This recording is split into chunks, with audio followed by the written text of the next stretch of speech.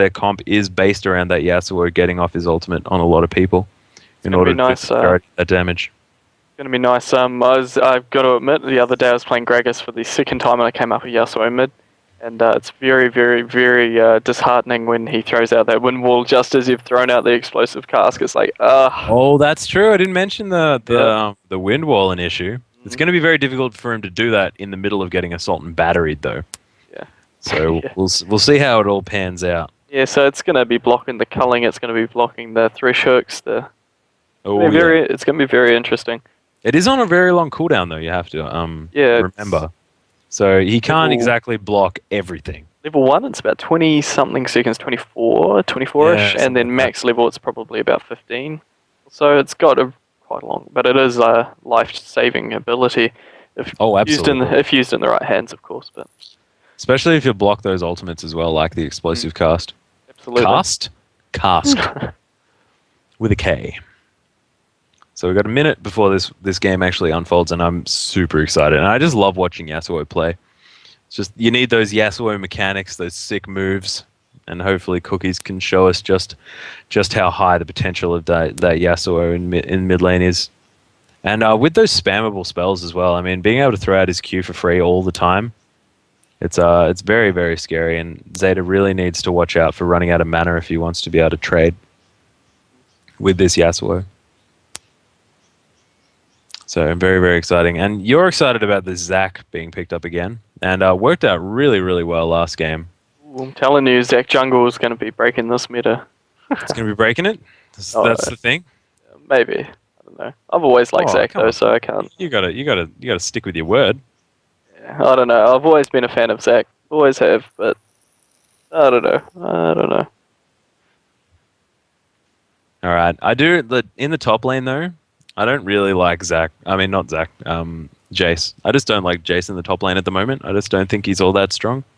And against Renekton, I mean, Renekton has a lot of power and a lot of sustain as well in that lane. So if he gets onto Jace with a slice and stuns him up, and then even if he gets knocked back, he can dice back in. It might be a bit difficult for Jace in order to trade effectively, just because a lot of the damage sticks a little bit more onto this Jace. Yeah, Renekton being one of those champions I've actually never ever played, and I started playing him actually. Sorry, I'm actually talking about how many times I played these champions, but I started playing him all of a sudden, and I'm just like, wow, this guy's really, really strong. Such a good lane bully. Good sustain, good CC. Really, really strong. Lots of utility, like just the slice and dice, I guess, but like the stun as well is really nice, and surprising how much damage he can actually put out. Yeah, absolutely, especially mid game. Yeah. He does tend to fall off a little bit as far as damage is concerned towards the later sides of the game, but he's still an incredibly strong pick. And considering the fact that you can get ahead early really easily with Renekton, and Vi in the ganking situation with that Vault Breaker and the stun as well coming out of Renekton, it's going to be very, very hard for Jace to deal with that. And I think Jace Zac versus a Vi Renekton in a counter gank situation in the top lane, Vi and Renekton are going to have that hands down. Yeah, definitely. I'm just really really keen to see this Alistair and the Zac do work for the Yasuo. It'll be really nice and we've got Pax Sivir for Mr. Gonzo as well. One of my absolute all-favorite skins, especially after the remake. Looks so cool. Removed the duck-footedness of Sivir. Now she looks like a badass. Pizza feet, come on now. Yeah, she looked really dumb. Really dumb. But we got High Noon Yasuo as well with his sword that's also a gun. Yeah, you're really upset about that. It's a gun. It's just a bit stupid because it makes a gun noise, but it only goes like a meter in front of you. What the hell gun only shoots a meter? That was you, wasn't it, yesterday? That was raging. I'm just furious about it, man. I'm furious about it. Look. Let's just not. We won't dwell. Because we're into the game. Of course, blue side now again being Requiem as it was in the first game. Red side being Pocket Dragons. And now I wonder if we're going to have some invades that actually find each other this game. Yeah, both teams pinging out the blue Tribush, I believe. I think, unless I saw the colours wrong. Welcome to Summoner's Rift. And we've got no sweepers coming out level 1 either for the side of Requiem. they've opted to all go for wards, wanting to get more of that vision, whereas Zach opting to go for that sweeper to get a little bit more vision control around the map. Which is smart. Pause coming out straight away. But we could have a possible sort of pincer move coming if Renekton wants to come down and meet everybody else, which is in this bottom side of the river, but we'll see what happens as this pause does come through. I mean, you would have thought that people could potentially actually fix their internet, you know? He's got a between headache. He's got to go games. take some Panadol, apparently. Who, the internet? No, the guy that's paused. Oh, who paused? I don't know. Well, Hold someone needs Panadol, guys. Someone needs Panadol. So somebody says they have an erection. That is fantastic to know. Oh, great! I don't have chat on. I want chat on. Where's that? It's fun to read in the pause scenarios. I like to know what's going on too, which is good. Show all chat. Yeah, it's supposed to be there, but apparently I can't see chat at all. Technical difficulties, everyone. Oh dear. Okay, so here we go. We're underway. Oh, fantastic. We're back into this game. So we are going to see possibly these teams meeting up, although we've got them entering the tri-bush here. Ooh. Little Jeffy, I think, spotted them entering there as well. So Whether he... Yeah, I'm not too sure he did because I didn't see ping coming down, but I think he has a suspicion. Well, this is very, very sneaky here. And they're not going to catch anybody potentially walking through this tri-brush, I don't think, for very long, just because they're going to help with leashing out that blue buff. But And they do... Yeah, and Thresh has leveled his death sentence first, so they might be looking for a catch here at blue. Gonzo... yeah, that's very true. Mr. Gonzo, you're looking in a little bit of danger. He has leveled his boomerang blade, so he won't be able to spell shield. Very surprised if he spell shielded level 1, but... And they're putting a lot of time into this as well, meeting down here in the bot lane. So they're really going to have to capitalize on it unless they want to fall behind. So they have actually started this off. I think what they want to do is catch the bot lane moving towards this tri-brush. Oh, no, there it is. They're actually going to go and attack. Yes. Mr. Gonzo actually gets death sentence straight away. The ignite goes down, but he's going to find the flash over the wall. Little Wally now taking a bunch of damage. Blue buff has switched aggro now over onto Zeal, so they're possibly going to be able to pick this one up unless... Oh, the smite actually coming down out of Zeal, managing to get that steal in as well. So a worthwhile trade, and also Mr. Gonzo having to go back as well very early on, and it doesn't have his flash into that bot lane, which is a very big deal against Krosnix on that Thresh. If he lands that death sentence onto Siva before she gets her spell shield, then it's going to be a very big deal. And Gamma Tempest is going to get a huge lead into this bot lane. Yeah, and of course Vivi's actually now harassing onto Sunny as well. Yeah, and they're also going to have that level advantage on Siva, so Thresh is going to hit level 2 just before Siva does as well, so... Oh, Cookie's now being very aggressive onto Zeta in this mid lane as well, really asserting his dominance as that Yasuo in the mid. Now 6 creeps to 3. Real big deal. Opted for that Dolan shield as well, which I very much like. Good amount of teamwork there coming out from like Yasuo, going to help out the Zac, clear that red buff away. And... Oh, Krosnik's actually getting headbutted here as well. The Flay coming out on Boomerang Blade doing a bunch of damage. And the trade being fairly even, both supports being taken down to about a third health. And Cookie's now copping a barrel. Zeta actually managing to get back up to full health again, and Cookie's now looking in a little bit of trouble. Wow, does have that knock up possible. There it is. And the ignite after the flash. Wow, the flash forward now by Zeta, waiting for his barrel to come off cooldown. Doesn't quite have enough mana. Now Zeal here as well to follow this one up. But I think Cookies is going to make it out, but he's going to spend a lot less time in lane and potentially miss out on a fair bit of creeps. Now, Mr. Gonzo being very liberal with his mana here in the bot lane, wanted to push that one out. Death Sentence, not quite hitting, and the full headbutt just throwing Krosnix miles away. Get out of here. Get out of here, he says. Yeah, definitely. Yasuo backing now in the top lane really far back, so not going to be back in that lane for quite some time. Now 6 to 7 CS. We've got another Doran's ring being picked up here by Gragas. Zeta, who was playing Gragas with a fair bit of mastery in that first game as well, if we remember. Gragas now being a permanent fixture in this matchup. And Zach really not having a fun time in the jungle right now. Still level 2 after clearing his wraiths, his wolves, and his red buff. So not really able to make an impact early with this gank. That's steal. And now also Zeal on that buy, managing to pick up 3 buffs in this jungle rotation as well. So massively far ahead and managing to get up to level 4 now that Little Wally's level 2. So real big deal. And those barrels actually chunking cookies a fair bit. Whoop, the Q coming down onto Zeta as well. So following that up, and they're just both harassing each other down fairly well. But as we predicted, Gamma Tempest up by about 5 CS. Probably a little bit less of a lead than what we were expecting to happen. Oh, we do have the Lantern in, though, by Zeal. Immediately headbutted away. Destin's landing onto Little Jeffy, though. And he is going to be taking a ton of damage. Has to flash. Mr. Gonzo now taking a fair bit of damage. No mana on him either, but wow, Little Jeffy got chunked. But no kills yet. No, No but first blood, only a 300 gold lead here by Requiem, just from CS alone. so nice lantern initiate there. Running a flash from He's there. accidentally queuing the wrong direction there. Zeta not taking that extra damage. Oh, Zeal screwing up that Vault Breaker as well on his way into that gank. So he's just gonna walk away with his tail between his legs. Possibly come back another day when he can hit that spell effectively. And Renekton actually leading the charge with CS up top lane. Which is not something you'd expect, given the range advantage of Jace, of course. So Jace, yeah, so he's looking that Fairy Charm probably a tier early.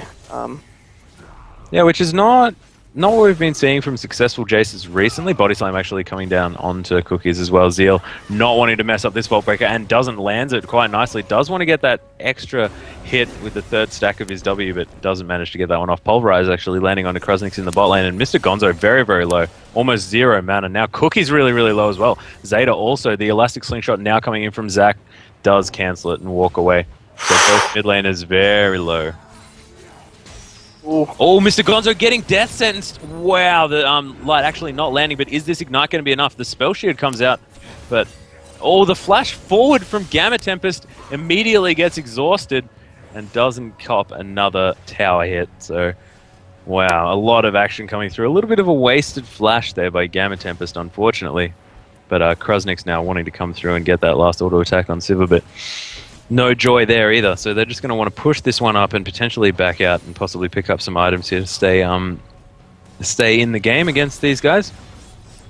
And now Sunny copping a ton of damage. Wow, that Q from Renekton doing a bunch of damage, and no mana here from Sunny either. So not able to really throw back the same harass that Renekton's able to put out, even though he is melee. So it looks like we do see Gragas caging. Oh yeah, Zeta actually taking a fair bit of damage there in the mid lane. The knock-up not actually hitting him. Habibi's now coming back up. Has got that level 6. Level 7 on Sunny though. Habibi's actually probably about to ding that level 7 as well. Yes, indeed he did. So they are quite even now. We've got the blue buff wanting to be restolen. The Vault Breaker actually comes in.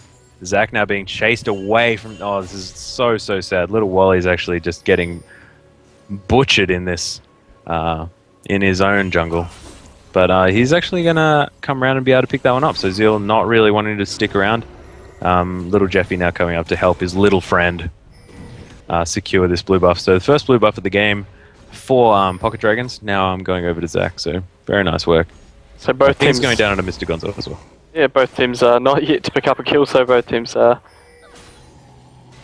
pretty disappointed about that. They're feeling the pressure, man. Feeling the pressure of this third game. too. Although Habibi's now proxy farming behind this turret, or dirty farming as it's also known as. Oh, and we got the... Oh, there it is. The ultimate actually coming out of Cookies. Body slam out of the way by Zeta. Does manage to find some safety. Vault Breaker actually going to come in and follow Cookies out of the way. But not managing to secure that kill. We're getting a fair bunch of damage down onto Gragas at that point. Gragas actually still wanting to go for that Chalice of Harmony, even though he's against an AD opponent. So has that magic resist. Is going to be good against ganks coming out of Zach, because he does, of course, a majority of magic damage, but not going to help him at all versus Yasuo, who doesn't do magic damage. Unless his E does magic damage, does it? I know it scales with AP. Yes, it does do magic damage. There it is. The box actually coming out in the bot lane. Mr. Gonzo now taking a ton of damage. Doesn't have enough spell shields in order to get this. And the culling coming out as well. But Little Jeffy actually not dying to that one either. But tons of damage being put down. Both have been forced to back. So a fair bit of damage onto this turret going to be coming out very, very soon. So, I think Greg is just wanting to rush the Athenes just to get that mana regen, and then meanwhile, Renekton up top lane. Yeah, Renekton up top lane actually pops that Dominus as well. Oh, the flash forward, first blood coming out from Habibis, 1v1 against Jace. And Jace just needs to know that he cannot fight a Renekton 1v1 unless he knows that he can get out of the way. Oh, cheeky knock-up coming out onto Zeta, but no joy there. Oh, the double knock-up from the Elastic Slingshot coming out from Little Wally. Gamma Tempest now taking a fair bit of damage, but the shield from the Lantern actually being pretty good. Oh, now Mr. Gonzo's back and Gamma Tempest in a lot of trouble. The Ignite now coming down, though. Is this going to be turned around? Now Little Jeffy's come in as well, but so Zeal. We've had 3 people in the bot lane, but they've come in one by one from Pocket Dragons. Unable to secure a kill, though, was Requiem there. But Mr. Gonzo hasn't had any time in this lane. Sorry, what were you going to say? That's all good, man. All the backup all coming at once, just one by one. It is quite entertaining to watch. Yeah, it's a little bit silly, but Mr. Gonzo opting not to go back because they only just made it back into lane, and he's got a massive creep deficit, 78 to 49 now, and they're pinging on Dragon, and that's a really, really good decision because Mr. Gonzo at half health can't really get in there to support that, and Little Wally was forced to go back as well, so this is potentially going to be a free Dragon now. Yeah, and also Renekton being able to come down as well, taking his top turret. So, nice play by the Requiem there.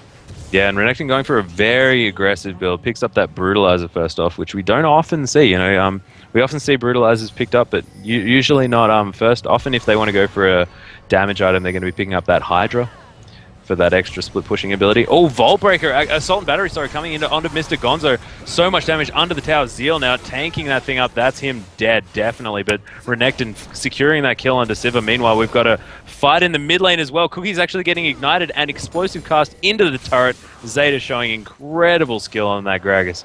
Very nice. I did say that he probably could have been a ban, but he wasn't. Little Jeffy actually popping that ultimate.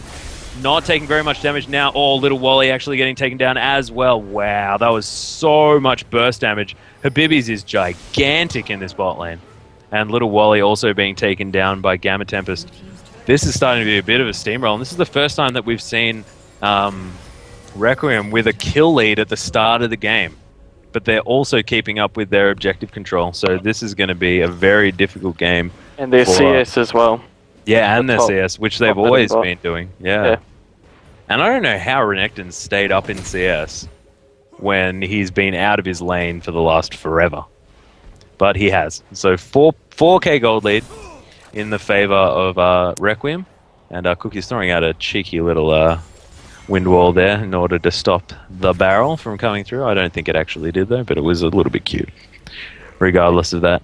Just trying to stop the Gragas from getting those 3 minions. Yeah, absolutely.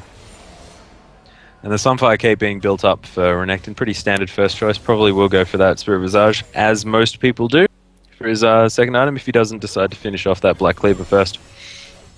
Meanwhile, in the bot lane, Civi using her incredible amount of wave clear to get to this turret and potentially get some damage down. Lucian coming up to try and fend them off. We got a sweeper coming out of Zeal now, clearing out some of the wards around mid lane.